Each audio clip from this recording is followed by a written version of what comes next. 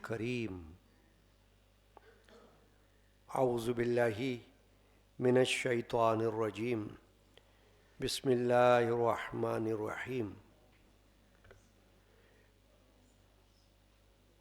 انا اعطیناک الکوثر فصل لربک وانحر ان شأنک هو الابتر صدق اللہ مولانا العظیم الحمد لرب هو شاف لسقیم والشکر لمن ارحم من کل رحیم. سب تعریف اللہ پاک کے لیے ہے، وہ کریم ہے، وہ رحیم ہے، اور اسی کا فضل عظیم ہے. جل وعلا شان وعم نوالہ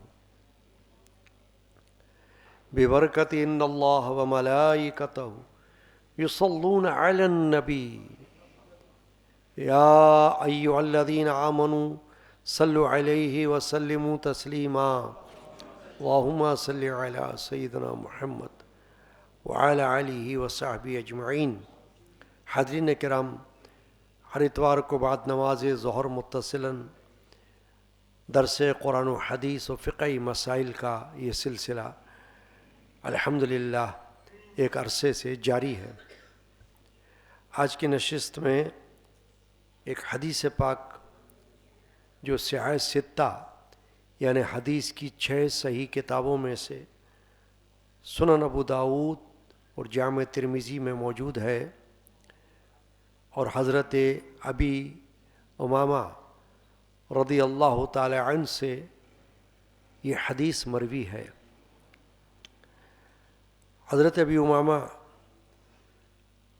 یہ فرماتے ہیں قال رسول اللہ صلی اللہ علیہ وسلم، اللہ کے رسول صلی اللہ علیہ وآلہ وسلم نے ارشاد فرمایا، من احب للہ وابغض للہ واعطى للہ ومنع للہ فقد استکمل الایمان.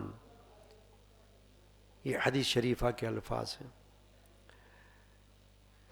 ابو امامہ رضی اللہ تعالیٰ عنہ فرما رہے ہیں کہ اللہ کے رسول صلی اللہ علیہ وسلم نے ایک روز یہ ارشاد فرمایا کہ جس شخص نے اللہ کے لیے محبت کی، اللہ کی خاطر بغض رکھا، اللہ کی رضا کے لیے کسی کو کچھ عطا کیا اور اللہ ہی کے لیے کسی کو منع کیا، تو اس نے اپنا ایمان مکمل کر لیا. اس حدیث پاک کی روشنی میں جو احکام اور مسائل ہمیں معلوم ہو رہے ہیں وہ یہ ہے کہ ایمان جس شے کا نام ہے وہ عبادات میں بھی ہے اور معاملات میں بھی ہے. ایک طرف عبادات یعنی نمازیں، روزے، عمرے، تلاوت قرآن، یہ عبادات سے تعلق رکھتے ہیں، یہ تمام اعمال. اور ایک ہے جو معاملات سے تعلق رکھتے ہیں. ایک تعلق عبادت کا بندے کا اللہ کی ذات پاک کے ساتھ ہوتا ہے کہ وہ عبادت کرتا ہے اللہ کی، اور لا معبود الا اللہ پر یقین رکھتا ہے کہ اللہ کے سوا کوئی معبود نہیں ہے، تو اس کی ہر عبادت اللہ کے لیے ہوتی ہے. یہ حقوق اللہ سے تعلق رکھتی ہے بات. اور حقوق العباد میں کسی سے محبت رکھنا، کسی کو کچھ دینا، یہ حقوق العباد میں سے ہے، کیونکہ یہ بندے کا بندے کے ساتھ تعلق ہے. ایک تعلق اللہ کا بندے کے ساتھ، بندے کا اللہ کے ساتھ، اور ایک بندے کا بندے کے ساتھ، کسی شخص کا دوسرے شخص کے ساتھ تعلق. اس میں بھی نبی اکرم مغفر بنی آدم صلی اللہ تعالی علیہ وسلم نے اشارہ فرما دیا کہ اس میں بھی ایمان ہے. ایمان کا پتہ چلتا ہے کہ اس بندے کا ایمان کس طرح سے کامل ہوگا، کیسے کامل ہے. ایک ہے ایمان کا ہونا، ایک ہے ایمان کا کامل ہونا. جیسے آپ نے سنا ہوگا کہ نماز میں سورہ فاتحہ پڑھنا فقہ حنفیہ میں واجب ہے، اور حدیث کی روشنی میں ہمیں یہ پتہ چلتا ہے کہ رسول اللہ صلی اللہ علیہ وسلم نے ارشاد فرمایا ہے کہ اس کی نماز نہیں جس میں سورہ فاتحہ نہیں. تو اس سے مراد علماء احناف نے یہ بتائی ہے کہ نماز کامل نہیں، ناقص رہے گی جس میں سورہ فاتحہ نہیں ہے. تو معلوم ہوا کہ ایمان بھی اسی طرح ہے کہ کامل اور ناقص، کہ اگر ایمان ہے بھی تو اس کا درجہ کیا ہے. درجات کے حوالے سے اللہ کی بارگاہ میں قرب حاصل ہوتا ہے. جیسے آپ نے سنا ہوگا دنیا میں فرسٹ، سیکنڈ، تھرڈ یہ پوزیشنز ہوتی ہیں. کسی امتحان میں یہ فرسٹ پوزیشن لے کر آیا، یہ سیکنڈ پوزیشن لے کر آیا، یہ تھرڈ پوزیشن لے کر آیا، پھر اس کے بعد اور ہوتی ہیں. یہ درجات ہوتے ہیں، لیولز ہوتے ہیں. اسی طرح قرب الہی کے لیے، باری تعالیٰ کی نزدیکی کے لیے محض ایمان نہیں بلکہ ایمان کے بھی درجات ہیں. ایمان تو یہ ہے کہ کسی نے لا الہ الا اللہ محمد رسول اللہ کہہ کر اس پر ایمان رکھا تو وہ ایمان والا ہو گیا، وہ ایمان والا کہلائے گا، مومن کہلائے گا. مگر پھر ایمان کے درجات اپنے ہیں، وہ ریاضات، عبادات، معاملات ان کے ذریعے حاصل ہوتے ہیں جو باری تعالیٰ کی بارگاہ اقدس میں بندے کو مقبول بناتے ہیں اور اس کو قرب عطا کرتے ہیں اللہ تعالیٰ کا. وہ درجات کے حوالے سے ہوتا ہے. تو یہاں جو حدیث شریفہ بھی آپ نے سنی، اس میں بندے کا بندے کے ساتھ تعلق ہے. من احب للہ، پہلی بات فرمائی حضور اکرم علیہ الصلوۃ والسلام نے، جس نے اللہ کے لیے کسی سے محبت کی. ایک محبت ہے اللہ کی محبت، وہ بندہ اللہ سے کرے گا، وہ تو ہے ہی اپنی جگہ. ہر بندہ، ہر بندی، ہر مرد، ہر عورت اللہ سے محبت رکھے، تو یہ تو بندے کی اللہ سے محبت کی بات ہوئی. یہاں جو بات اللہ کے رسول فرما رہے ہیں وہ بندے کی بندے سے محبت کے بارے میں فرما رہے ہیں کہ بندہ بھی بندے سے محبت رکھے، اس میں کوئی ممانعت نہیں ہے. مگر اس محبت کا معیار اور محبت کی بنیاد وہ کیا ہونی چاہیے؟ فرمایا وہ اللہ کی رضا، رضا الہی کے لیے محبت رکھے. یعنی غرض و مفاد یا مطلب پرستی کے لیے محبت نہ رکھے بلکہ صرف اللہ کے لیے رکھے. مثلا کوئی شخص اپنی ذات میں، اپنی صفات میں متقی ہے، اللہ والا ہے، پرہیزگار ہے اور نیک ہے، اب اس سے جو محبت ہوگی وہ اللہ کے لیے ہوگی. یعنی اس سے محبت رکھنا وہ ہوگا من احب للہ میں داخل ہو جائے گی بات کہ آپ نے کسی سے محبت رکھی صرف اس لیے کہ یہ اللہ سے محبت رکھتا ہے، یہ اللہ کی محبت والا ہے، یہ اللہ کی محبت میں بہت آگے ہے، اور اس کی صفات، اس کی خوبیاں وہ ہیں کہ جو ہمیں یہ بتاتی ہیں کہ یہ اللہ تعالیٰ سے محبت والا ہے. عبادت کے حوالے سے، ریاضت کے حوالے سے، مجاہدے کے حوالے سے، علم کے حوالے سے، عمل کے حوالے سے یہ پتہ چلتا ہے کہ یہ اللہ والا ہے. تو اس سے جو محبت ہوگی وہ اللہ کے لیے محبت کہلائے گی. یعنی اس میں آپ کا کوئی غرض، کوئی مطلب شامل نہیں ہوا. غرض مطلب یہ ہوتا ہے کہ آپ دنیا کے اعتبار سے دیکھیں کہ میرا یہ کام اس سے نکلتا ہے تو میں اس سے محبت رکھوں، اور کام نہیں نکلتا تو نہ رکھوں محبت. تو یہ اللہ کی محبت نہیں ہوگی، یہ تو وہ ہوگی جو خود غرضی، مطلب پرستی. یعنی اپنے کام کے لیے کسی کو چاہنا، جبکہ حدیث پاک میں جو بات بتائی جا رہی ہے وہ یہ بتائی جا رہی ہے کہ اللہ کے لیے محبت رکھنا، اس کی فضیلت ہے اللہ کے پاس، کہ کوئی مطلب نہ ہو آپ کا. اگر آپ کسی کے پاس جا کر بیٹھتے ہیں تو اللہ کے لیے، کسی کی صحبت میں نیک کی صحبت میں بیٹھتے ہیں تو اللہ کے لیے، تو یہ اللہ کی محبت کہلائی. دنیا کا کوئی مطلب نہیں ہے آپ کو، آپ اس سے کچھ بدلے میں نہیں چاہتے دنیا کی بات کہ میرا یہ کام اس سے ہو جائے تو میں اس کو ایسا سمجھوں کہ یہ کہے کہ ہاں یہ محبت رکھتا ہے. نہیں، بلکہ آپ اللہ کے لیے رکھ رہے ہوں. تو یہ جو بات ہوگی یہ بڑی اہم بات ہو جائے گی. تو محبت یہ دل کا عمل ہے، دل سے محبت رکھنا، اس میں کوئی مال خرچ نہیں ہو رہا آپ کا، بلکہ یہ تو صرف ایک دل کی کیفیت ہے، دل کا حال ہے. وہ ظاہر ہوگا کہ آپ اس سے محبت رکھ رہے ہیں محض اللہ کی رضا کے لیے. رضا الہی بہت بڑی نعمت ہے، اور اللہ کی رضا بہت بڑی نعمت اور دولت اور بہت بڑی اہمیت کی بات ہے.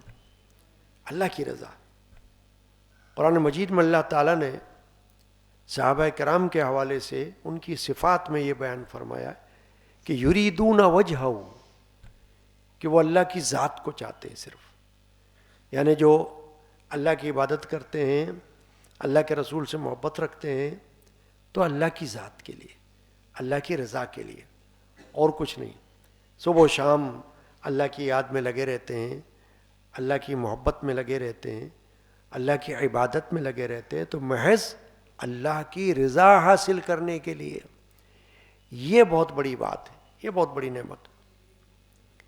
اسی طرح اب فرمایا وَأَبْغَضَ لِلَّهِ، بغض. اب یہ بغض جو ہے نا عرف عام میں تو بری چیز ہے. آپ رات دن سنتے بھئی یہ ہم سے بغض رکھتا ہے، یہ فلاں فلاں سے بغض رکھتا ہے.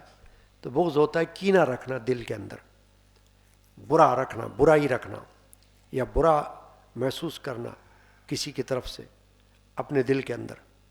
ناراضگی آپ کہہ لیں اس کو، کہ ناراضگی محسوس کرنا. یہاں ناراضگی کو روا رکھا جا رہا ہے، ناراضگی کو جائز رکھا جا رہا ہے حدیث پاک میں. یعنی ایک نا بڑی عجیب بات لگتی ہے کہ عرف عام میں ہم کہیں بھائی بغض اچھی بات نہیں ہے، کسی سے بغض مت رکھو، کسی سے ناراضگی مت رکھو. مگر یہاں تو اللہ کے رسول فرما رہے ہیں کہ ناراضگی رکھو، اور ناراضگی اللہ کے لیے رکھو. تو اس سے معلوم ہوا کہ اگر محبت اللہ کے لیے رکھنا ہے تو پھر کسی سے ناراضگی بھی اللہ کے لیے رکھنا ہے تو جائز ہے. مثلا یہ بھی دل کا عمل ہے. ناراضگی اگر کوئی دل میں رکھتا ہے، کسی پر ظاہر نہیں کرتا، تو جب تک کہ اس پر واضح نہ ہو اسے پتہ ہی نہیں ہوگا کہ آپ اس سے ناراض ہو یا آپ اس سے خوش ہو. جب آپ کا کوئی عمل وہ دیکھے گا تو پتہ لگائے گا کہ آپ اس سے ناراض ہو. یعنی آپ اس سے بات کرنا چھوڑ دو گے، آپ اس سے ملنا جلنا چھوڑ دیں گے، آپ اس کے پاس آمد و رفت چھوڑ دیں گے، تو وہ سوچے گا پتہ نہیں کیا بات ہے، ملاقات نہیں ہے، رابطہ نہیں ہے، تشویش ہوگی نا. تو اگر پتہ چلے گا کہ آپ ناراض ہو تو معلوم ہو جائے گا کہ ناراض ہے، ورنہ کیسے پتہ چلے گا. تو یہ دل کا عمل ہے، محبت بھی دل کا عمل ہے اور ناراضگی بھی دل کا عمل ہے. اب اس میں دونوں میں رسول اللہ صلی اللہ علیہ وسلم نے یہ وضاحت فرمائی کہ یہ اللہ کے لیے ہونا چاہیے. اگر کسی کو دیکھو کہ وہ اللہ کے احکام کی مخالفت میں بے باک ہے، یعنی کہ پرواہ نہیں کرتا، اللہ کی بندگی کی پرواہ نہیں کرتا، محبت اور عبادت کی پرواہ نہیں کرتا، اللہ کے احکام کی خلاف ورزی کرتا ہے، یا معاذ اللہ توہین کا مرتکب ہوتا ہے، اور اس میں اللہ اور رسول دونوں آ گئے. اللہ کی مخالفت رسول کی مخالفت، اور رسول کی مخالفت اللہ کی مخالفت. رسول کی ایذا وہ اللہ کی ایذا ہے. قرآن مجید میں بھی اللہ تعالیٰ نے فرما دیا ہے کہ جس نے رسول اللہ کو ایذا دی اس نے اللہ کو ایذا دی. یہ ایسا ہے، حدیث میں بھی یہی بات، یہی مضمون ہے. تو اس میں کوئی یہ نہ سمجھے کہ صرف اللہ کی بات ہو رہی ہے رسول اللہ کی کوئی بھلے توہین کر لے معاذ اللہ، ان کی احکام کی خلاف ورزی کر لے تو بھلے جائز ہے، ایسا نہیں. ایک ہی بات ہے، آپ قرآن کی خلاف ورزی کریں یا آپ حدیث کی خلاف ورزی کریں، آپ اللہ کے حکم کی خلاف ورزی کریں یا آپ رسول کے حکم کی خلاف ورزی کریں، ایک بات ہے، درجہ ایک ہی ہوگا، دونوں کی اجازت نہیں ہے. لہٰذا اگر کبھی کوئی اللہ کے حکم کی خلاف ورزی کرتا ہے اور آپ کے دل میں اس کی طرف سے برائی آتی ہے، وہ برائی وہ اللہ کے لیے کہلائی ہے، اس کو جائز رکھا گیا ہے، یعنی کہ اس پہ کوئی گناہ نہیں ہے، آپ پر کوئی گرفت نہیں ہے. صرف آپ کو یہ دیکھنا ہوگا کہ خالصتاً آپ نے اللہ کے لیے محبت کی اور خالصتاً آپ نے اللہ ہی کے لیے کسی کو چھوڑا، اللہ ہی کے لیے کسی سے آپ نے بغض رکھا تو صحیح ہے. حدیث پاک میں حضور اکرم مغفر بنی آدم رحمۃ اللہ عالمین شافی المذنبین صلی اللہ علیہ وسلم کی عمل سے یہ ثابت ہے کہ آپ اپنی ذات کے لیے کسی سے انتقام نہیں لیتے تھے، اپنی ذات کے لیے آپ انتقام نہیں لیتے تھے. لیکن جب اللہ کی ذات کا مسئلہ آ جاتا، اللہ تبارک و تعالیٰ کی ذات کے بارے میں کوئی بات آپ کو پتہ چلتی خلاف، تو آپ کو غصہ آتا تھا، آپ پر ناگواری محسوس ہوتی تھی. کیوں؟ وجہ وہی آ گئی کہ یہاں اللہ کا مسئلہ آ گیا، اللہ کا سوال آ گیا. تو جہاں بات اللہ کی آ جائے، جہاں رسول کی آ جائے، وہاں محبت بھی منع ہوگی. اگر خلاف ہوگا تو محبت کرنا بھی جائز نہیں ہے، بغض رکھنا جائز ہے وہاں پر. تو حدیث میں پہلی جو دو باتیں آئی ہیں وہ یہ آئی ہیں، من احب للہ، جس نے محبت کی دوسرے سے اللہ کے لیے. دیکھیں، ہمیں تمام معروف اور اکابر اولیاء کرام رضی اللہ عنہ اجمعین سے یہ بات ثابت ہوتی ہے، ان کے اعمال سے بات ثابت. وہ ایک دوسرے کے ساتھ اللہ کے لیے محبت رکھتے تھے اور مریدین کے ساتھ، محبین کے ساتھ، معتقدین کے ساتھ اللہ کے لیے محبت رکھتے تھے. دنیا کی غرض و غایت ان کے نزدیک کچھ بھی نہیں تھی. وہ یہ نہیں سوچتے تھے کہ اس سے یہ مطلب نکلے گا تو محبت رکھو، نہیں. غریب ہو یا امیر، چھوٹا ہو یا بڑا، ان کی محبت صرف اللہ کے لیے ہوتی تھی. تو یہ ہے معیار ایمان کا. چنانچہ فرمایا محبت اللہ کے لیے، بغض اللہ کے لیے. اب دوسری بات کیا فرمائی؟ من عطا للہ، جس نے عطا کیا، دیا اللہ کے لیے. اب یہ بات مال سے تعلق رکھتی ہے، اس میں مال خرچ ہوگا، تو مال خرچ کرنا بھی اللہ کی رضا کے لیے. صحابہ کرام سے ثابت ہے، آپ نے اللہ کے رسول کے حکم پر بے دریغ مال خرچ کیا، صدقات، خیرات، جہادوں میں خرچ کرنا. اللہ کے رسول کی ایک آواز پر صحابہ کرام نے اپنا مال لا کر پیش کر دیا.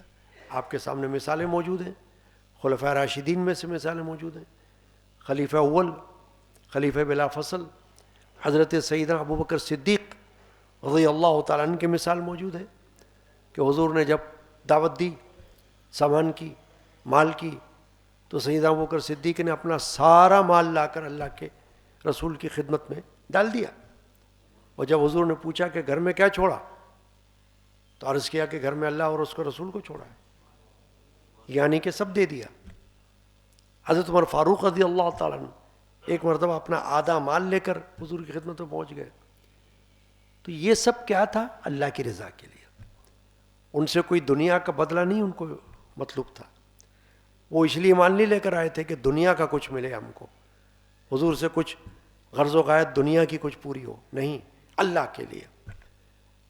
نبی اکرم صلی اللہ علیہ وسلم نے اللہ کے لیے آواز دی مال کی، اور انہوں نے اللہ کے لیے مال نکالا. تو جب بھی کچھ اللہ کی راہ میں خرچ کیا جائے وہ اللہ کی رضا کی نیت سے خرچ کیا جائے، اس کی اہمیت بتائی گئی اس حدیث میں. من عطا للہ، جس نے دیا اللہ کے لیے، یعنی یہ پتہ ہو کہ اللہ خوش ہوگا. وہ راستہ ایک راستہ نہیں ہے، مسجد میں آپ دیتے ہیں یہ بھی اللہ کا ایک راستہ ہے خوشی کا. مدرسے میں دیتے ہیں، یہ بھی اللہ کا ایک راستہ ہے، اللہ کی رضا کا۔ آپ کسی محتاج کو، مسکین کو، کسی خالص سائل کو جو پیشہ ور نہیں ہے مانگنے والا، پیشہ ور گدا کر بھکاری نہیں ہے، بلکہ وہ ضرورت مند ہے، واقعی محتاج ہے، اور اس کو آپ دے رہے ہیں، تو وہ ایسا ہوگا جیسے آپ نے اللہ کے لیے دیا، اللہ کی رضا کے لیے دیا، کہ اس کا بدلہ آپ نے اس سے نہیں مانگا۔ آپ یہ نہیں کر رہے کہ بھئی تم مجھے کچھ دینا، نہیں، آپ نے دیا اور بھول گئے، جتایا بھی نہیں۔ جتانا بھی منع ہے، قرآن مجید میں اس بات کی طرف اشارہ کیا گیا ہے کہ جو دے اللہ کی راہ میں پھر جتائے نا اور اس کو ستائے نا کہ ہم نے تمہیں دیا، ہم نے تم پر خرچ کیا، نہیں، یعنی اللہ کے لیے کیا ہے بس، تو اس کو شرمندہ نہ کرے۔ من آتا للہ، فرمایا جس نے دیا اللہ کے لیے۔ تو معلوم ہو گیا کہ جو کچھ دینا ہو وہ خوش دلی کے ساتھ۔ زکوٰۃ کے لیے بھی حکم یہ ہے حدیث پاک میں، خوش دلی کے ساتھ دو، بے دلی بیزاری کے ساتھ مت دو، مجبوری کے ساتھ مت دو۔ اسی طرح صدقہ و خیرات خوش دلی کے ساتھ دو، بیزاری کے ساتھ مت ادا کرو۔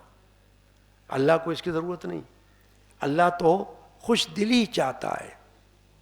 اللہ تعالیٰ خوشی کے ساتھ تمہارے مال کو پسند کرتا ہے، اور یہ ایسا ہے جیسے تم نے اللہ کی راہ میں دیا تو تمہیں وہ اللہ واپس لوٹائے گا۔ قرآن مجید میں بھی ہے کہ ایسا ہے جیسے اللہ کو قرض دے رہا ہے کوئی، حالانکہ اللہ کو قرض کی کیا ضرورت، نہ کوئی دے سکتا ہے، مگر چونکہ قرض کی تعریف یہ ہوتی ہے کہ قرض واپس لوٹانا ہوتا ہے۔ کوئی قرض مانگے کسی سے تو اس کا مطلب کیا ہوتا ہے کہ یہ آپ کو واپس ملے گا، اس کو کہتے ہیں قرض۔ خیرات کو یہ نہیں کہتے ہم قرض، خیرات تو وہ ہوتی ہے آپ نے دے دیا، نہ آپ نے اس سے پوچھا کہ بھئی کب دو گے پیسے، نہ اس نے آپ کو دیا واپس، وہ تو خیرات ہو گئی اللہ کی راہ میں۔ زکوٰۃ بھی اسی طرح ہے، لیکن قرض کی تعریف یہ ہوتی ہے کہ آپ نے جس کو دیا وہ لینے کا بھی آپ سے طلبگار ہے، اور آپ اس کو دینے والے ہو، واپس لوٹانے والے ہو، وہ قرض ہوتا ہے۔ تو قرآن مجید میں اللہ نے اس لیے قرض فرمایا اس کو کہ جو تم اللہ کی راہ میں دو گے وہ تو ایسا ہے جو تمہیں ملے گا، دگنا کر کے ملے گا۔ اللہ کی بارگاہ سے تم کو اس کا جو اجر و ثواب عطا ہوگا وہ تو ایسا ہوگا جو اس دینے کے مقابلے میں کئی گنا زیادہ، جس کی آپ کو کوئی خیال تصور بھی نہیں ہے آپ کو کہ کتنا زیادہ ہوگا اور کیسا ہوگا، کیفیت کا اندازہ نہیں آپ کو، بس اتنا جان لینا کافی ہے کہ وہ زیادہ ہوگا۔ تو من آتا للہ، فرمایا جس نے دیا اللہ کے لیے، اللہ کی راہ میں، کہ معلوم ہوا کہ یہاں پر خرچ کرنے سے اللہ خوش ہوگا۔ پھر وَمَن مَنَعَ لِلَّهِ، وَمَنَعَ لِلَّهِ فرمایا نبی پاک صلی اللہ علیہ وسلم نے جس نے منع کیا، روکا دینے سے اللہ کے لیے، یعنی اگر یہ بات پتہ چل جائے کہ یہ راستہ وہ ہے جو برائی کا راستہ ہے، گناہ کا راستہ ہے، حرام کا راستہ ہے، وہاں پہ خرچ کروں گا تو حرام ہو جائے گا، یہاں دوں گا تو گناہ ہو جائے گا، یہاں کچھ خرچ کروں گا تو اللہ کی رضا نہیں ہوگی، اللہ ناراض ہو جائے گا، تو مت دے، یعنی دینا منع ہے۔ تو اس سے معلوم ہوا کہ ایک عمل آپ کے دل کا ہے، ایک عمل آپ کا مال کا ہے، مگر وہ دونوں کا تعلق اللہ کی رضا سے ہے، کہ آپ کا دینا بھی اللہ کی رضا میں اور آپ کا نہ دینا وہ بھی اللہ کی رضا کے لیے۔ یعنی یہ نہیں کہ آپ کسی بری جگہ میں خرچ کر رہے ہو اس لیے کہ کوئی آپ کے دنیا کا کام نکلے، تو پھر تو وہ اللہ کے لیے نہیں ہوا، وہ تو آپ نے اپنی ایسی غرض جو کہ خود بری تھی اس کے لیے آپ نے برائی میں خرچ کر دیا، تو اس کا کیا فائدہ ہوا؟ وہ تو صرف آپ کو دنیا کی کوئی ایسی چیز مل گئی جو خود ناجائز تھی، ناجائز کے لیے آپ نے ناجائز جگہ خرچ کر دیا، تو اس میں کوئی فائدہ نہیں، نہ کوئی ثواب۔ ہاں ثواب تو وہاں ہوا کہ جہاں اللہ خوش ہو، اللہ کا رسول خوش ہو۔ چنانچہ جب یہ باتیں، چار باتیں اس حدیث میں آ گئیں تو رسول اللہ صلی اللہ علیہ وسلم نے جو بشارت سنائی ہے، خوشخبری، وہ کیا سنائی ہے؟ فقد استکمل الایمان، فرمایا اس کا ایمان کامل ہو گیا ہے۔ یہ 4 باتوں کی وجہ سے، یعنی ایمان والا تو وہ ہے، مسلمان تو ہے پہلے ہی، لیکن جب اس نے ان 4 باتوں پر عمل کیا تو ایمان کو اور زیادہ اعلیٰ بنا دیا ہے، زیادہ کامل کر دیا اپنے ایمان کو، اور اللہ کی بارگاہ میں اس کو قرب نصیب ہوگا، ایمان اس کا کامل بن کے جائے گا اللہ کی بارگاہ میں۔ فقط استکمل الایمان، تو پتہ چلا کہ ایمان کی تکمیل مختلف امور سے ہوتی ہے، مختلف عبادات، ریاضات اور مختلف معاملات سے ہوتی ہے، مختلف باتوں سے ہوتی ہے۔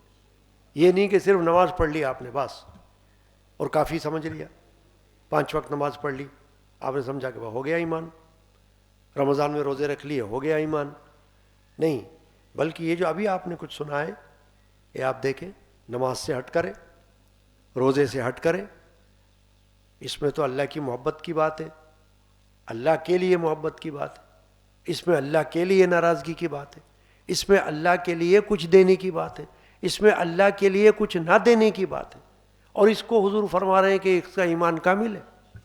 تو پتہ چلا کہ ایمان کی تکمیل مختلف امور اور مختلف باتوں سے ہوتی ہے، اس کا خیال رکھنا ایک بندہ مومن کو، مرد ہو یا عورت، ضروری ہے۔ اللہ تعالیٰ آج کی نشست میں جو کچھ ہم نے سنا ہے اس کو سمجھنے کی اور اس پر عمل کرنے کی ہمیں توفیق عطا فرمائے، آمین۔ صلی اللہ تعالی علی سیدنا محمد وعلی آلہ وصحبہ واہل بیتہ وعترتہ وشہداء ملتہ وعلماء شریعتہ وفقراء طریقتہ اجمعین برحمتک یا ارحم الراحمین۔ جیسا